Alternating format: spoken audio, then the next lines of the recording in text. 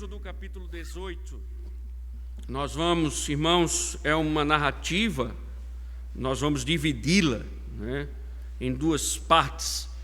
Primeiro do verso de 1 a 12 e à noite do 13 ao 27. Capítulo 18, nossa leitura do verso 1 ao verso 12.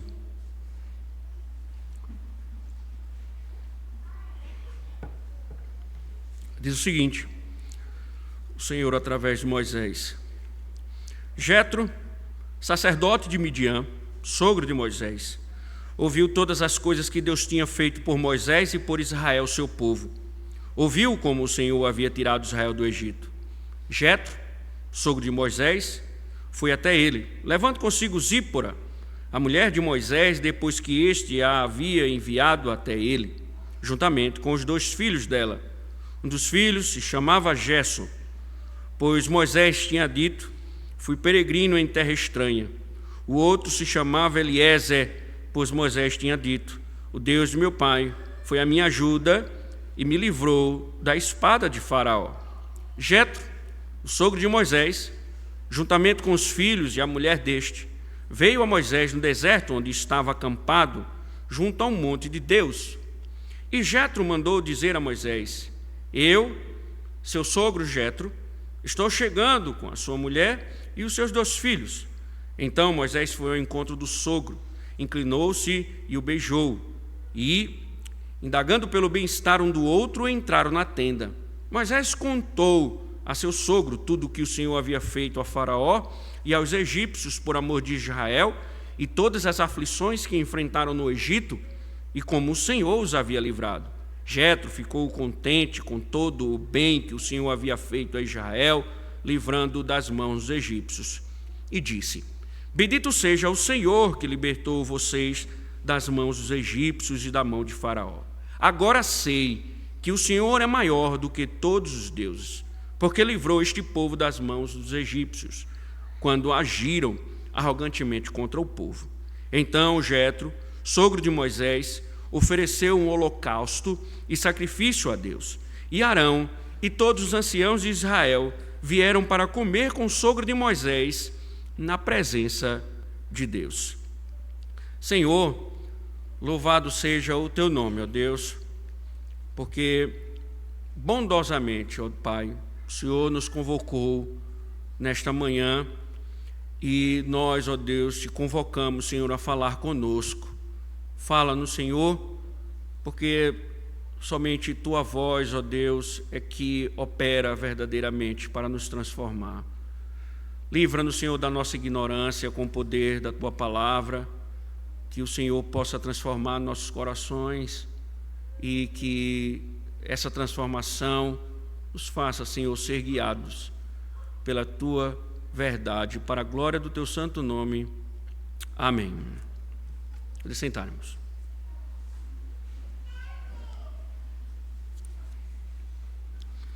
Após, irmãos, o cântico de vitória, como nós vimos,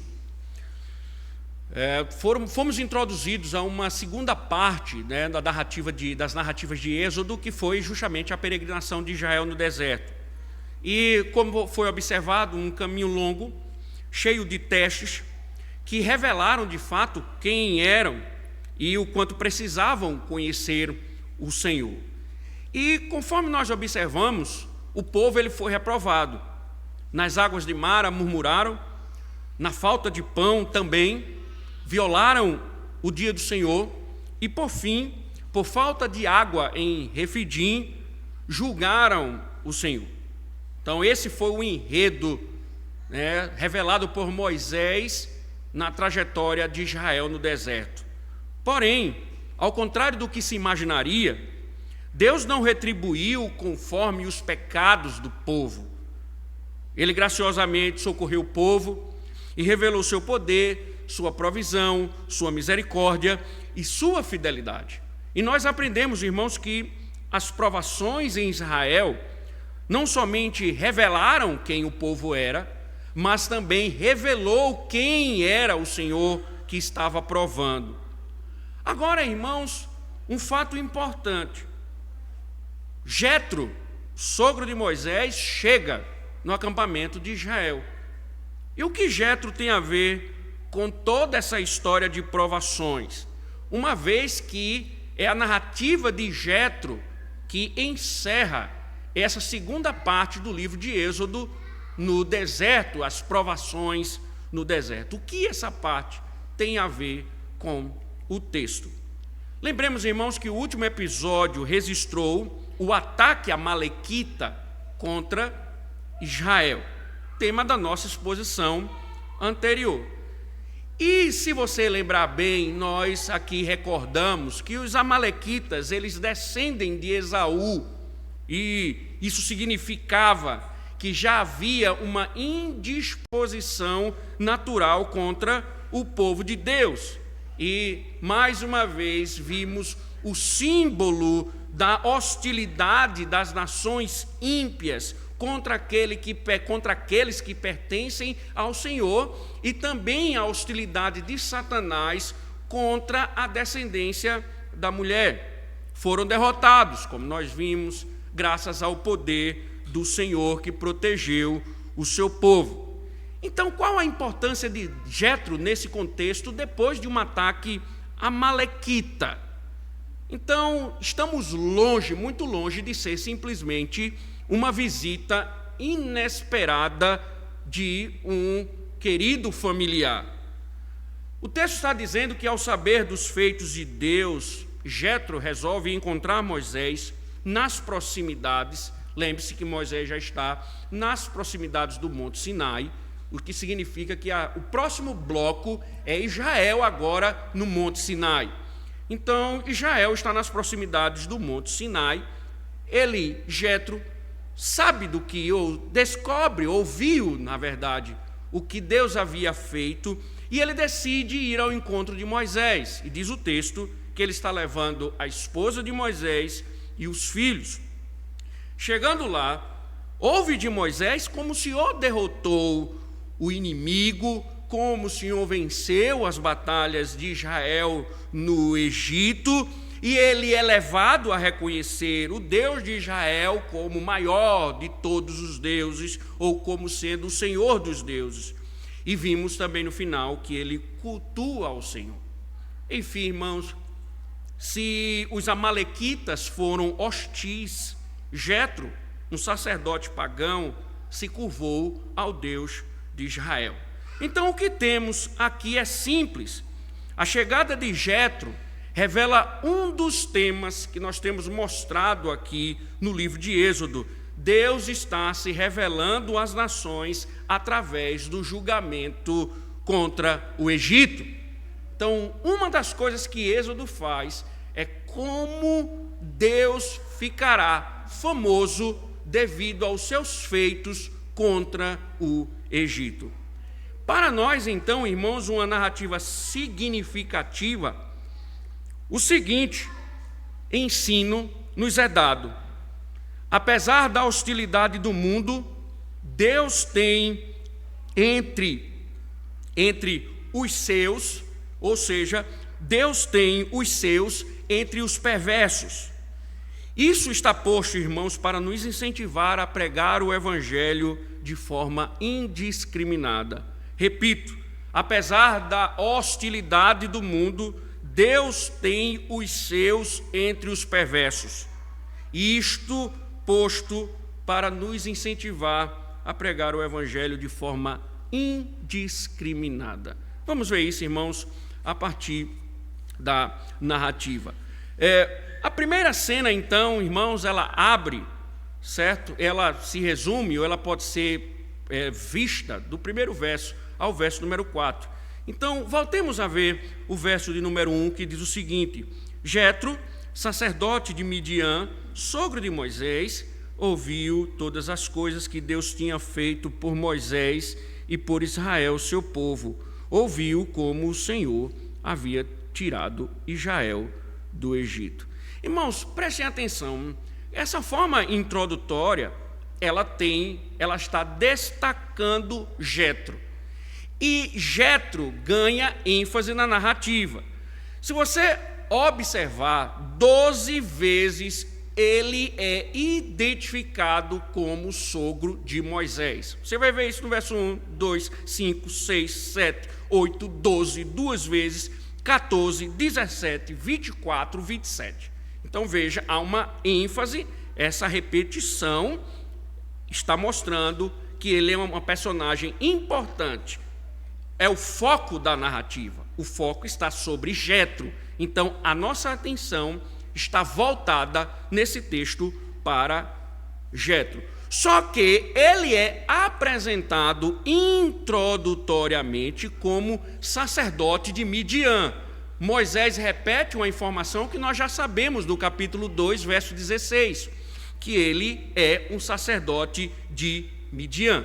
Então, percebam comigo, Amaleque é descendente de Esaú, já Midian é descendente de Abraão. E nós sabemos que não é uma descendência vista como uma linhagem.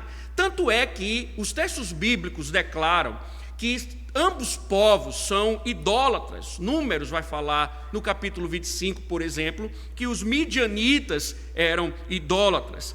E Jetro é identificado como sacerdote de Midian, uma terra idólatra. Então ele é um sacerdote idólatra. E sua incredulidade, ela é confirmada no verso de número 11. Veja que o comentário dele é: agora sei que o Senhor é maior do que todos os deuses. Então veja, ele era um pagão, ele era um idólatra. Essa, irmãos, é uma distinção digna de nota.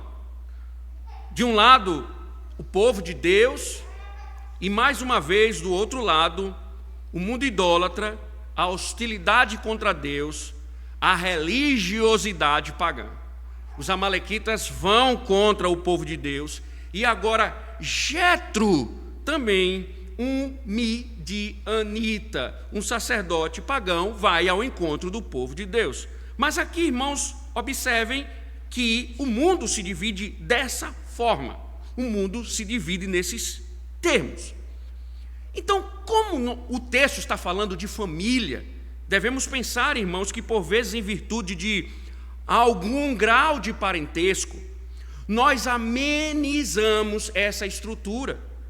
E parece que, por vezes, irmãos, pesa muito mais os laços familiares do que a identidade espiritual. Só que, mais uma vez, irmãos, nessa narrativa, existe uma realidade bem maior. Existe uma realidade bem maior.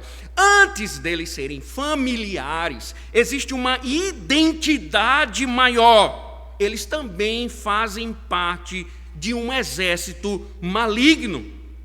E isso é tão importante, irmãos, porque eles não podem sobrepor os valores do reino. Por isso que Jesus disse: quem ama o pai ou a mãe mais do que a mim, não é digno de mim. Isso vale para filho, isso vale para maridos e etc. Então, se em algum sentido seus laços ou os laços familiares pesam mais, se o laço familiar ele tem pesado mais, significa, irmãos, uma coisa: nossa alma pode estar correndo o risco, a nossa alma pode estar em perigo. Porque, geralmente, irmãos, quando os laços familiares pesam mais, geralmente quando os laços familiares são mais exaltados, possivelmente para protegê-los ou manter o convívio com eles, nós temos desobedecido a Deus. Porque a impiedade, irmãos, sempre nos leva a quebrar a lei de Deus. A impiedade, irmãos, sempre nos leva a agir contrário a Deus. E nossos familiares, por vezes, são instrumentos de Satanás para nos fazer desobedecer a Deus. Então, uma das coisas que o texto está querendo nos mostrar, logo de cara, apesar de Jetro ser sogro, ele é sacerdote de Midian. Ele é um pagão. Isso pesa nos nossos laços familiares. Só que, no geral, irmãos, perceba que o texto está mostrando, e como nós vimos, eles são membros da mesma família. Enquanto um é descendente de Esaú, o outro é de Abraão. Ambos considerados inimigos de Deus, os amalequitas e os midianitas. Mas a narrativa mostra que Jetro, embora não saibamos a informação de onde ele recebeu essa informação, ouviu sobre o que Deus havia feito por Moisés e pelo povo. Então a fama do Senhor, devido aos fatos ocorridos no Egito, já estava tomando toda a terra. Começou a se espalhar, e Moisés, sem muitos detalhes, diz que Jetro soube os fatos. E Victor Hamilton, comentando, ele diz o seguinte: a ênfase no contraste entre o modo como um membro da família amalequita interage com Moisés e os israelitas e o modo como outro membro da família midianita interage é notável. Ou seja, um é hostil, enquanto o outro decide saber mais sobre Deus. Então, irmãos, aprendemos uma coisa aqui. Primeiro, por mais que os homens lutem para apagar Deus da história, suas consciências sempre ouvirão a voz da providência divina.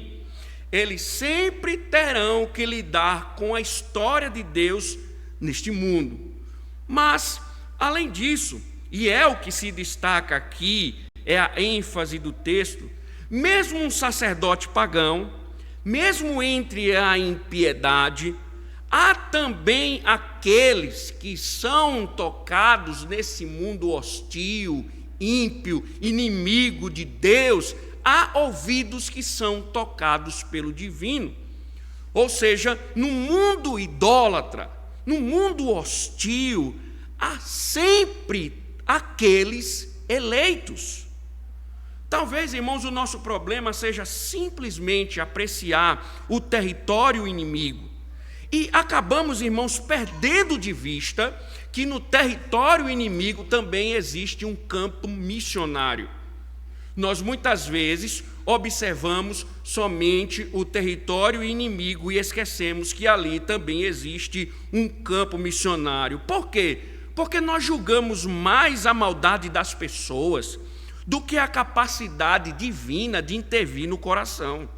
Nós julgamos mais ou estamos mais preocupados com a iniquidade do que com a capacidade divina de salvar aqueles seus eleitos que estão no mundo hostil. Por isso, meus irmãos, sejam familiares ou amigos, no trabalho ou na faculdade, sempre estará diante de nós ali um campo missionário, alvo de nossas atenções. O problema, irmãos, talvez, é que nós nos achamos tão justos, mas tão justos, e os outros tão pecadores, que nós, em vez de pegarmos o Evangelho, o que nós fazemos? Nós supervisionamos a graça. Com isso, disponibilizamos a graça àqueles que achamos serem dignos dela. Contudo, irmãos, não é uma questão de escolha pessoal, mas celestial. Os amalequitas se ergueram contra Israel e foram derrotados. Ali estava um sacerdote pagão, sendo tocado por Deus. Então veja, Deus tem os seus entre o mundo hostil. Cabe, irmãos, a nós não eleger. Deus não nos chamou para determinar quem será salvo. A nossa vocação não é eleger pessoas. Nossa vocação não é abrir as portas dos céus e adentrar as pessoas que nós temos preferência. A eleição pertence a Deus, mas a vocação da pregação é nossa. Nossa tarefa é pregar, não determinar quem Deus vai salvar. mas que Deus tem os seus no mundo hostil, tem. Então, veja, um pagão está ouvindo sobre os feitos de Deus e decide procurar Moisés. Mas antes de avançarmos, irmãos, curiosamente, a narrativa insere a família de Moisés. Veja, primeiro traz-se a identidade um sacerdote pagão. Em seguida, insere uma informação que parece que não tem conexão com o verso primeiro. Porque a última vez que nós ouvimos falar sobre a família de Moisés foi no capítulo 4, quando eles saíram em direção à terra do Egito, vocês lembram bem disso, e eles foram interceptados por Deus, e Deus queria matar Moisés. Houve o episódio da circuncisão. Depois daquilo ali, Moisés já está no território egípcio. Depois disso, nós não temos mais notícia. Voltamos agora a ter notícias da família de Moisés. Veja o capítulo 2 e o verso de número 3 a parte A. Jetro, sogro de Moisés, foi até ele, levando consigo Zípora, a mulher de Moisés, depois que este a havia enviado até ele, juntamente com os 2 filhos dela. Há uma discussão com relação ao tempo que isso ocorreu, e a confusão é por causa das traduções, porque a expressão depois que este havia enviado até ele, a forma como foi traduzido dá a ideia que a família de Moisés estava com ele, e quando ele chegou ali na região do Monte Sinai, ele envia a esposa e os filhos, que seria algo incomum, Moisés enviar uma mulher e os seus filhos para encontrar o seu sogro, e alguns até dizem assim, talvez isso explique o fato de Jetro saber ouvir os fatos do Senhor. No entanto, irmãos, como nós vimos no capítulo 4, Moisés deixou os seus familiares aos cuidados do sogro antes do êxodo. Talvez, alguns teólogos dizem que talvez isso tenha acontecido para mantê-la em segurança, uma vez que Moisés não tinha residência fixa no êxodo. Inclusive, alguns teólogos informam que essa é a informação das fontes rabínicas. Os rabinos, quando comentaram esse texto, eles disseram que Moisés, depois do episódio, devolve sua família a Jetro para que ele consiga fazer aquilo que o Senhor havia ordenado. E no hebraico também existe essa possibilidade. Então, o que está acontecendo aqui agora é que depois desse período, os filhos e a esposa estão sendo devolvidos aos cuidados do profeta. Isso aqui é significativo também, irmãos, pois na narrativa posterior, nós veremos que o Moisés ele já assume o papel de legislador, de governador, de líder espiritual definitivamente do povo de Deus, uma vez que o povo ele será agora organizado como uma nação de fato, e como líder ele deve estar com a sua família. Então ele deveria ter a sua família com ele, para que então ele pudesse governar a igreja de Deus e pudesse dar um bom exemplo do seu governo. Não é à toa que Paulo escreve sua epístola a Timóteo no capítulo 3, verso 5, e diz que aquele que governa a igreja deve também saber governar a sua casa. No entanto, irmãos, o ponto da narrativa não é esse. A preocupação dele não é com a mulher. A preocupação, a ênfase do texto é nos filhos. Veja que o nome dos filhos são importantes. Observe a parte B do capítulo 3, do verso 3 e o verso número 4. Veja que diz: um dos filhos se chamava Gerson, pois Moisés tinha dito, fui peregrino em terra estranha. O outro se chamava Eliezer, pois Moisés tinha dito, o Deus de meu pai foi a minha ajuda e me livrou da espada de Faraó. Impressionante, irmãos, porque Gerson, fui peregrino. Eliezer, o Senhor me ajudou. Ambos irmãos descrevem a história de vida de Moisés. Peregrino, essa é a sua identidade espiritual. Peregrinação, ele está peregrinando. Então pensem, se de um lado há um povo hostil, do outro há um que segue outro destino. Então veja a distinção novamente. Essa é uma marca pontual que nos distingue dos outros. Nós não somos melhores, claro, mas somos eleitos, peregrinos. Então observem, essa é a distinção inicial da narrativa. Isso pesa mais do que os nossos laços familiares. Não importa, meus irmãos, no final o sobrenome ou nossa linhagem terrena, porque nos céus, meus irmãos, não pesarão os Dantas, os Silvas, os Batistas, os Alves, os Fernandes, enfim. O que pesa para a narrativa bíblica é essa identidade. E Moisés era um peregrino. Isso é que fica distinto. Um era sacerdote de Midian, Moisés é um peregrino. Essa é uma distinção significativa e é isso que pesa. E o que dizer sobre Eliezer? Em que momento esse filho nasceu? Uma vez que o capítulo 4 mostra que o episódio da circuncisão, ele é justamente causado pela não circuncisão de Jetro. Atos capítulo 7, meus irmãos, verso 19, diz que informa que ele nasceu antes de sua jornada. Então nós não tínhamos essa informação, mas o autor de Atos informa que Eliezer nasce nesse processo anterior. Então Eliezer significa literalmente Deus é meu ajudante.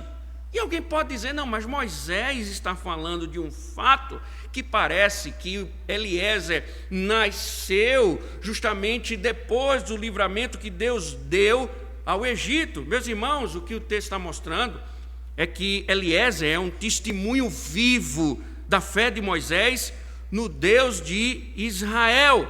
Então, em Eliezer, Moisés já está profetizando sua segurança, ele profetizou a sua vitória, ele profetizou que Deus estaria com ele, é o sinal de sua confiança em Deus. Esse também é um sinal da peregrinação, irmãos. Não é somente que estamos peregrinando, mas há também em nós a sensação de que temos aquele que nos acompanha em meio à peregrinação, há aquele que nos conduz como peregrinos. Nós não estamos peregrinando sozinhos, há aquele que nos conduz em peregrinação. Então nós não somente somos peregrinos, mas temos aquele que nos guia, que nos faz vencer as guerras e os conflitos enquanto peregrinos. Irmãos, isso é bem pertinente porque o mundo ímpio está entregue à própria sorte. Eles estão entregues aos seus deuses, eles olham para a realidade à sua volta, imaginam caos, desordem e tentam de todas as formas encontrar satisfação e justificação. Nós não, irmãos, nós temos destino e nós temos um Pai. Não estamos sozinhos. É um testemunho de Moisés, ele era peregrino e ele estava muito bem acompanhado. Essa é uma premissa, irmãos, bíblica, por todas as Escrituras. Não é à toa que Davi diz, ainda que as coisas me faltem, se o Senhor é meu pastor, nada me falta. Ele complementa, ainda que eu ande pelo vale da sombra da morte, não temerei mal nenhum, porque tu estás comigo. E se isso ainda não serve de consolo, ele finda o salmo dizendo, bondade e misericórdia certamente me seguirão todos os dias da minha vida, que literalmente significa bondade e misericórdia me perseguirão todos os dias. Então, enquanto um era sacerdote de Midian, estamos diante de um um homem que era peregrino e que contava com o auxílio do Senhor em sua jornada. Essa é uma distinção, irmãos, clara. Nós não podemos perder de vista. Nós não estamos falando em meios termos. Nas Escrituras não existe meio termo. Ou você é pagão, ou você é ímpio, ou você é inimigo de Deus, ou você é peregrino, ou você é alguém que está sendo conduzido por Deus nessa jornada. Seu pai, sua mãe, seu marido, seus filhos, seu parente querido, seja lá quem for, ou ele é um pagão, ou ele é um peregrino. Não importa o laço familiar. Para a Escritura, só existe esses dois núcleos. Por isso que João deixa claro em sua epístola os filhos de Deus e os filhos do diabo. E essa identidade é que pesa. Essa identidade é a que pesa. Dito isso, irmãos, o texto volta para Jetro, que é o foco da narrativa. Veja aí o verso 5 a 6. Observa a ênfase da narrativa, né? Jetro, o sogro de Moisés, juntamente com os filhos e a mulher deste, veio a Moisés no deserto, onde estavam acampados junto ao monte de Deus. E Jetro mandou dizer a Moisés: eu, seu sogro Jetro, estou chegando com a sua mulher e os seus 2 filhos. Então, o texto agora está nos mostrando que ele, sabendo, né, que Moisés estava nas proximidades do Sinai, ele decide ir a Moisés, levando a família, e cordialmente ele envia mensageiros, como era comum, né? Ele envia alguém avisando: avisa Moisés que eu estou indo, e com ele a sua família. E o texto rapidamente ele salta, né, para o encontro do sogro com o genro. Veja o verso número 7 e o verso número 8. Então Moisés foi ao encontro do sogro, inclinou-se e o beijou. Indagando pelo bem-estar um do outro, entraram na tenda. Moisés contou a seu sogro tudo que o Senhor havia feito a Faraó e aos egípcios por amor de Israel, e todas as aflições que enfrentaram no Egito, e como o Senhor os havia livrado. Veja, numa atitude de respeito, né? Moisés, uma recepção calorosa, e o texto já pula logo dizendo que Moisés pega o seu sogro para falar sobre os feitos do Senhor. Isso é tão significativo, irmãos, da narrativa, que nem o encontro de Moisés com sua família recebe atenção. Para a narrativa, não foi importante o encontro de Moisés com Zípora e os filhos. Para a narrativa, esse não foi o momento importante. Foi o encontro de Moisés com o sogro. E qual a importância disso, irmãos? Porque o texto está querendo nos mostrar que Moisés, quando encontra seu sogro, ele prega o evangelho. A palavra traduzida como contou é a palavra hebraica para proclamar. É a ideia de proclamou algo. Ou seja, irmãos, o que o texto está nos dizendo é que assim que Jetro chega, Moisés proclama a palavra de Deus a Jetro. Veja, irmãos, Jetro ainda era sacerdote de Midian, servo de um deus pagão. Como se notou no texto, para ele, o Deus de Israel é mais um Deus entre tantos deuses. E agora Moisés, sem muitos detalhes da narrativa, se encarrega de contar a história da redenção, de falar para o seu sogro os episódios passados. Então, quando Jetro entrou na tenda, ele começou a ouvir a história da redenção que Moisés pregara ao seu sogro. Que importante, irmãos, isso. Porque, primeiro, Jetro é o tipo daqueles que acreditam que todas as religiões são mais ou menos iguais. Um sacerdote, irmãos, pagão, é um religioso sincrético, ecumênico. E ele é o tipo da religiosidade da nossa época. E acho que você conhece pessoas assim, seja na família ou em outros núcleos. E o problema, irmãos, é que muitas vezes nós não nos preocupamos com isso. Nós não temos essa preocupação. Talvez por não termos uma percepção bíblica, uma visão bíblica, talvez é o que nos falta. Nós não temos essa percepção e que por isso, muitas vezes, nós não nos importamos com essa realidade. Então, por exemplo, criou-se a ideia de que fazer parte de alguma igreja, de alguma identidade religiosa, está de bom tamanho e que isso garante que está tudo bem. Não está. Não está. Não é simplesmente fazer parte de uma igreja, fazer parte de uma religião, fazer parte de uma comunidade. E Deus se importa com isso. Jetro, irmãos, um sacerdote, ele precisava saber sobre o único Salvador e Deus. Então, quando Deus entrega Jesus Cristo, quando Deus ele entrega o seu próprio Filho, com referência ao Filho, Atos capítulo 4, 12, deixa claro: e não há salvação em nenhum outro, porque debaixo do céu não existe nenhum outro nome dado entre os homens, pelo qual importa que sejamos salvos. Isto é, irmãos, o único caminho que leva a Deus e que demarca a diferença entre vida e morte é Cristo. Então, queremos a salvação dos nossos parentes? Queremos de fato que os nossos parentes encontrem a redenção? Sejam salvos? Esse é o nosso objetivo? Nós queremos de fato?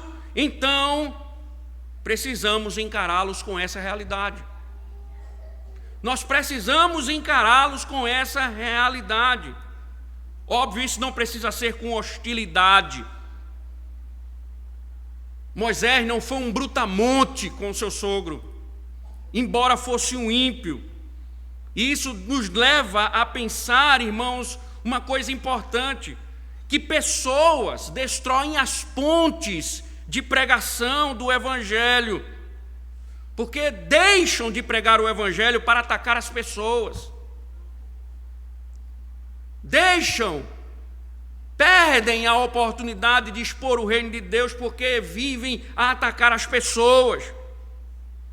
E nosso desejo, meus irmãos, de tanto corrigir os outros, os pecados dos outros, os pecados dos ímpios, nos impede de enxergar a alma. Nos impede de enxergar a alma. E nós precisamos entender isso, irmãos. E entender que o Evangelho, ele ataca por si só. O Evangelho pregado com fidelidade ao mundo ímpio, ele ataca, ele denuncia, ele descortina, ele revela a nudez. Então, eu não preciso atacar os pecados no sentido de atacar as pessoas por causa dos seus pecados. Ele saudou o seu sogro com respeito e disse: entre e pregou o Evangelho. E isso é importante, irmãos, porque nós queremos que nossos parentes, por vezes, sejam salvos por outros caminhos. Inclusive, nós usamos os nossos parentes para justificar os nossos pecados. Nós usamos os nossos familiares para justificar os nossos pecados. Quantas pessoas não desobedecem a Deus para atender às necessidades dos seus familiares? Quantas pessoas não violam um domingo nos dias dos pais para ficarem com seus pais? Quantas pessoas não deixam de cultuar a Deus no dia das mães porque eles se dedicam às mães? Quantas pessoas não faltam o dia do Senhor por causa de um pai, por causa de uma mãe, por causa de uma coisa ou outra? Nós usamos os parentes para justificar os nossos pecados. E se nós queremos, irmãos, que os nossos parentes alcancem a redenção, nós não podemos dá-los outros caminhos. Por vezes nós estamos apoiando sua religiosidade. Somos coniventes com seus equívocos religiosos. Fechamos os olhos para os cultos falsos que eles participam. Essa ideia de que o importante é que está sendo falado sobre Deus, o importante é que ele está na igreja, o importante é que ele está participando de um culto. Então nós acreditamos que religiosidade é suficiente. Nós acreditamos que fazer parte de algum mecanismo religioso é suficiente. Não é. Ele era sogro, mas era sacerdote pagão. Cultos falsos, igrejas falsas, pastores falsos, doutrinas falsas, criam deuses falsos, um evangelho falso, e criam um cristianismo falso, e criam uma ideia falsa de eternidade. E qual é a nossa responsabilidade? Não é dizê-los está tudo bem, você está certo, você está correto, continue. Nós devemos alertá-los quanto o perigo disso. Não somente obedecer a Deus e não fazê-los como instrumentos de pecaminosidade, mas também dizê-los que eles estão errados, pregando o Evangelho.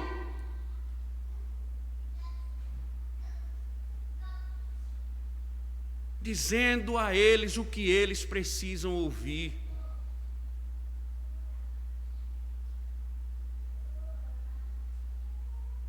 Assim, irmãos, a história que Moisés contou a Jetro não era uma história sobre como os israelitas encontraram a salvação, mas uma história sobre como Deus os salvou e cuidou. Porque o êxodo todo, irmãos, gira em torno de tudo que Deus havia feito. O verso 1 diz que ele ouviu como o Senhor trouxera Israel do Egito. No verso 8 ele ouviu como o Senhor os livrara, para que a glória fosse dada exclusivamente a Deus.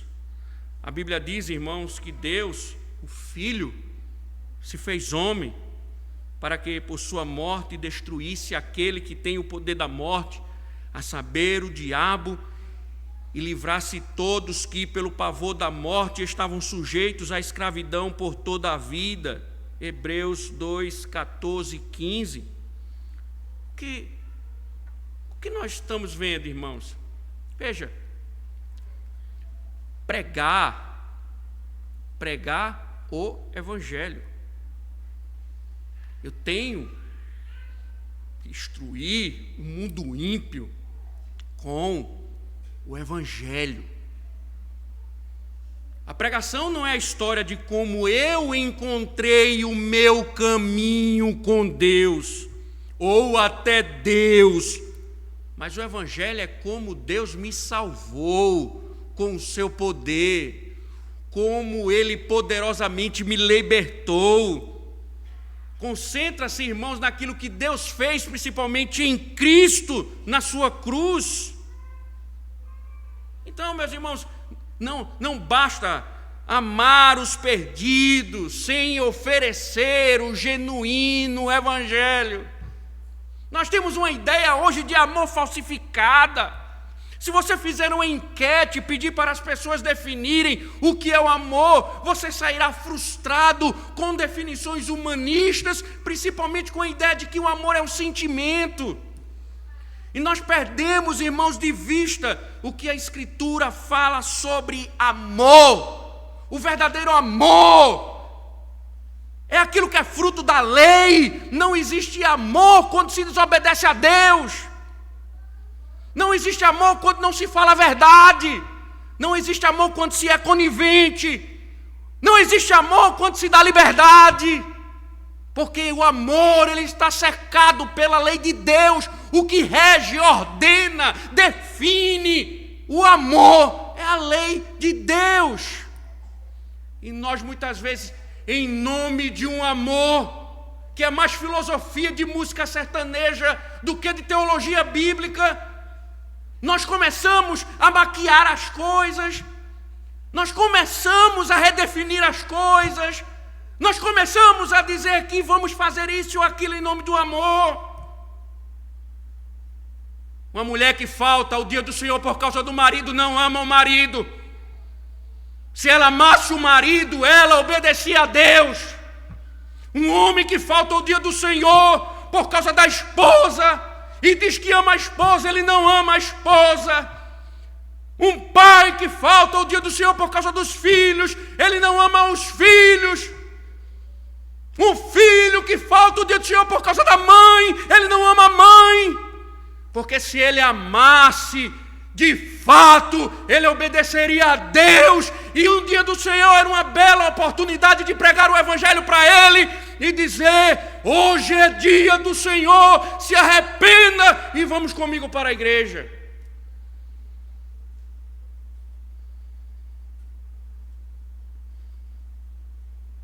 E nós muitas vezes queremos que os nossos parentes sejam salvos desobedecendo a Deus.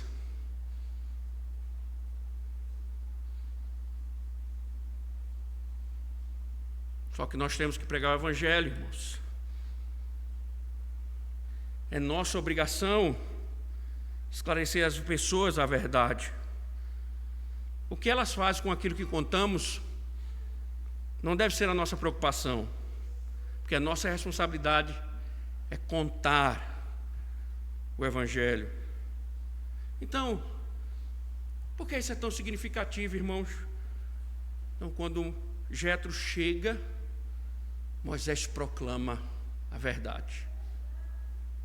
Como estão querendo salvar as pessoas hoje?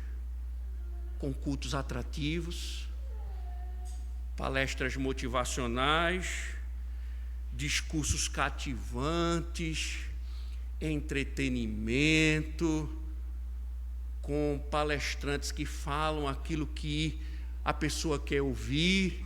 Aí ela, governada pelos seus sentimentos, adentra nesse ambiente, começa a chorar, fica desidratado, começa a sentir um arrepio, começa a sentir um queimor no estômago. Aí ela começa achando que os seus sentimentos agora determinam a verdade e que aquilo é verdadeiro, porque de alguma forma os seus sentidos estão aguçando, quando a verdade de Deus é o que determina e beneficia a alma.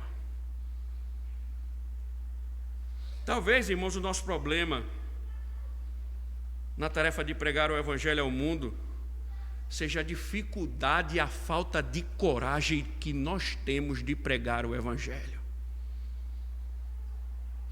Deixa eu te dizer uma coisa, irmãos, na teologia bíblica, se você anuncia outras coisas, não fala o Evangelho, não denuncia o seu familiar o pecado dele, não fala a verdade porque seus laços familiares pesam mais do que seus laços eternos, você é a pior amizade que um ímpio pode ter. Você é o pior amigo que ele tem. Você é o pior inimigo da alma do seu amigo e do seu familiar. Porque quando ele precisa do Evangelho, você não prega o Evangelho. Você é aliado de Satanás para levá-lo à perdição. Você é instrumento de Satanás quando você usa a religiosidade e seus laços familiares acima da identidade eterna. muitos parentes seus estão indo para o inferno por sua causa. Ah, pastor, mas se ele for eleito, aí começa a heresia. Se ele for eleito, ele vem. Lembro-me de um puritano. Ia passar uma floresta. E o outro puritano disse: leva uma espingarda. E ele disse: se tiver no decreto de Deus que eu vou morrer de uma mordida de um urso. E o outro puritano disse: mas se tiver no decreto de Deus que tu vai matar o urso com a espingarda? E se tiver na vontade de Deus que seu parente encontre Cristo através do seu testemunho, do anúncio do seu evangelho? E se Deus quer que você seja um meio pelo qual sua mãe, seu pai, seu irmão, seus filhos encontrem o evangelho, mas você está dizendo o quê?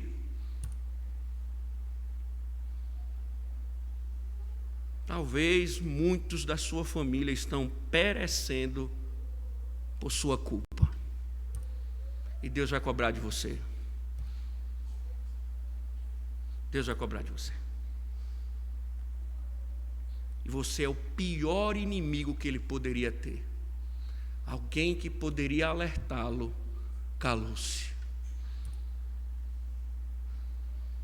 Mas quando se prega o evangelho, irmãos, e há um coração eleito, os resultados são inevitáveis. Veja o verso 10 a 11. Jetro ficou contente com todo o bem que o Senhor havia feito a Israel, livrando das mãos dos egípcios, e disse: bendito seja o Senhor que libertou vocês das mãos dos egípcios e da mão de Faraó. Agora sei que o Senhor é maior do que todos os deuses, porque livrou este povo das mãos dos egípcios, quando agiram arrogantemente contra o povo. Veja, irmãos, a alegria irradiou seu coração diante do que ouvira. Ele chega a dizer: bendito seja o Senhor. Aqui, irmãos, ele está chamando, o texto ele está com os nomes de Deus pactualmente. Ele está chamando Deus nos termos da aliança. Ele está conhecendo o Deus verdadeiro por seu nome verdadeiro. E quando ele declara, irmãos, que Deus é maior do que todos os deuses, ele está testemunhando o quanto o evangelho tocou o seu coração. E ele compreendeu a essência do êxodo. Deus havia salvado Israel para a sua própria glória. Aquele que havia passado a vida inteira na falsa religião conhece a verdade. Irmãos, você tem o tipo de fé que Jetro tem, ou teve?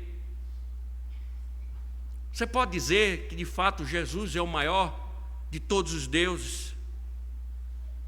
Ser um cristão, irmão, significa conhecer o nome de Deus, especialmente o nome de Jesus Cristo.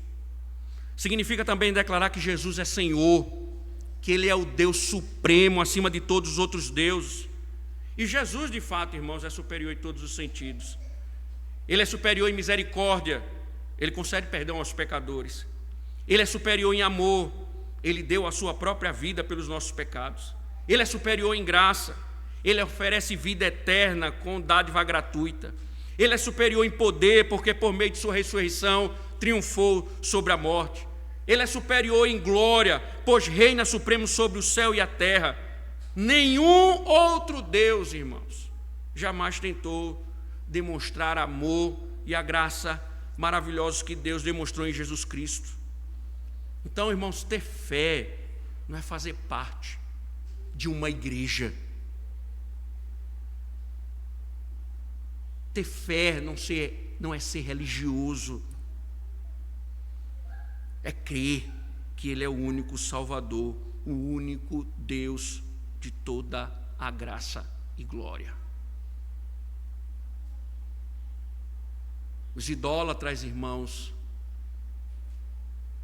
não possuem fé genuína quando eles adoram outros deuses.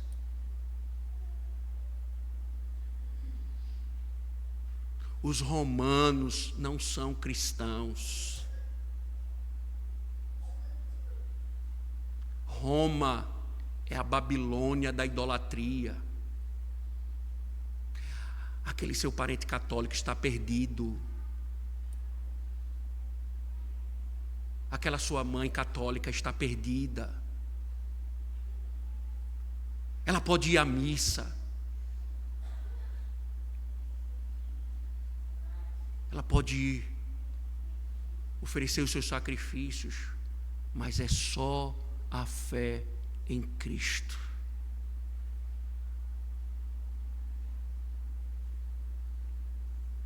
E o que é que acontece em seguida, irmãos? Mais uma vez aquele tópico, veja verso 12. Então Jetro, sogro de Moisés, ofereceu um holocausto e sacrifício a Deus. E Arão e todos os anciãos de Israel vieram para comer com o sogro de Moisés na presença de Deus. Que interessante, né, irmãos? Eu tenho me apaixonado pelas narrativas do Antigo Testamento, confesso. E pregarei por um bom tempo nas narrativas do Antigo Testamento, porque a forma como as histórias são contadas, né, as conexões. Então, vamos pausar hoje, domingo que vem, nós vamos começar Jonas. Depois de Jonas, voltamos para Êxodo, né? Assim será porque nós teremos várias exposições no capítulo 20, né? Cada mandamento será uma exposição. Mas é cativante as narrativas, porque como é que o texto começa? É impressionante. Percebe? Jetro, sacerdote de Midian. Como termina? Então Jetro, sogro de Moisés, ofereceu um holocausto e sacrifícios a Deus. Ele agora não é mais sacerdote de Midian, mas um membro da comunidade de adoração, da comunidade dos santos. Irmãos, é isso que acontece quando o evangelho genuíno é pregado e a salvação se revela. Primeiro a adoração, depois a comunhão. Sempre é nesse ritmo. Primeiro a adoração, depois a comunhão. Nesse caso, o irmão Jetro se encontrou com Moisés e Arão e todos os anciãos de Israel para ter comunhão. Comunhão. Isso sempre tem sido, irmãos, uma parte importante da adoração pública. E aí veja, como é que é visto o culto? Um banquete sagrado. Então, irmãos, o testemunho genuíno de uma conversão é um despertamento da necessidade de adoração e comunhão. O evangelho falso, irmãos, banaliza o culto e a comunhão. O evangelho falso banaliza a adoração e a comunhão. O evangelho falso, ele tira do homem a necessidade de cultuar e de comungar, típico de uma vida pagã. O evangelho falso faz Deus adorar o homem e correr atrás dele. O evangelho genuíno converte e cria a necessidade de adoração e de comunhão. Enfim, irmãos, esse episódio é muito mais do que a história da salvação de um homem.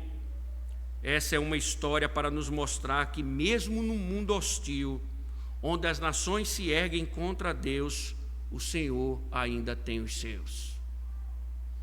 O sacerdote de Midian foi praticamente o primeiro cumprimento da promessa, quando Moisés proclamou a salvação a Jetro. Isso nos mostra, irmãos, que Deus nos deu uma mensagem a proclamar. É a mensagem de salvação em Cristo, perdão e vida por meio de seu sacrifício. Sem ela não há salvação. Sem essa mensagem não há salvação. Todos estão perdidos.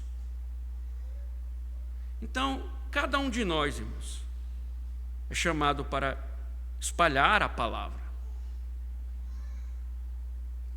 para que todos venham a conhecer e adorar ao Senhor. Findo, você tem pregado o Evangelho? Você tem proclamado o Evangelho? O que é que você tem dito aos seus familiares? Que Ele é bom? Que está tudo certo? Coitado de Jetro. Se Moisés tivesse negado a ele a história da redenção. Ó Deus, obrigado, Senhor, pela Tua lei. E nos ajuda, Senhor, diante daquilo que ouvimos. Nos dá coragem, Senhor, e salva aqueles que por vezes estão tão perto de nós e distantes do Senhor. Que as Tuas verdades permaneçam em nós e nos encoraje, Senhor, a anunciarmos a Tua palavra em nome de Cristo. Amém.